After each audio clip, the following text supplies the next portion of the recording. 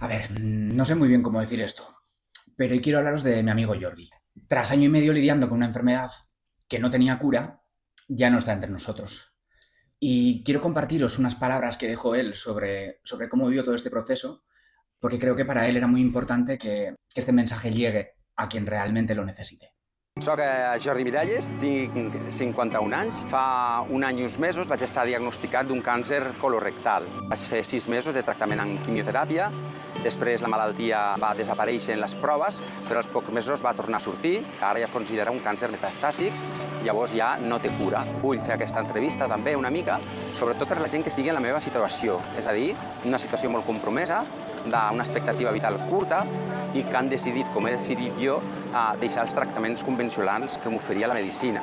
Perquè penso que el que em queda per viure ho vull viure amb una bona qualitat de vida i també que jo he viscut sempre com he volgut i també, gràcies a la llei que tenim, vull també decidir jo com serà el meu final. Passes per moltes fases emocionals. Primer negació, que vaig tenir, una mica això no és possible, s'hauran equivocat, tinc 51 anys, no? Després ve una mica la fase de la ira, no? Contra el sistema, per què no em van fer abans un test, o per què jo no vaig anar abans a un metge, quan realment tampoc té gaire sentit. Després la fase una mica de la depressió, que és quan te n'adones, i la por. Jo vivia amb por de no fer això, amb por de no menjar això. En el moment que jo la setmana passada vaig ingressar a l'hospital per una complicació de la meva malaltia, l'oncòloga em va explicar que la malaltia s'havia disseminat i que era molt més complicat. En aquell mateix instant, el que vaig tenir és pau interior. Jo imagino que inconscientment jo havia estat treballant des de feia un any que em van donar la notícia, però no vaig tenir en cap moment i se'm va passar absolutament la por, absolutament. Jo vaig voler parlar també amb els proveïdors de la llei de l'eutanàsia, em van entendre i em van donar suport per tramitar aquesta llei.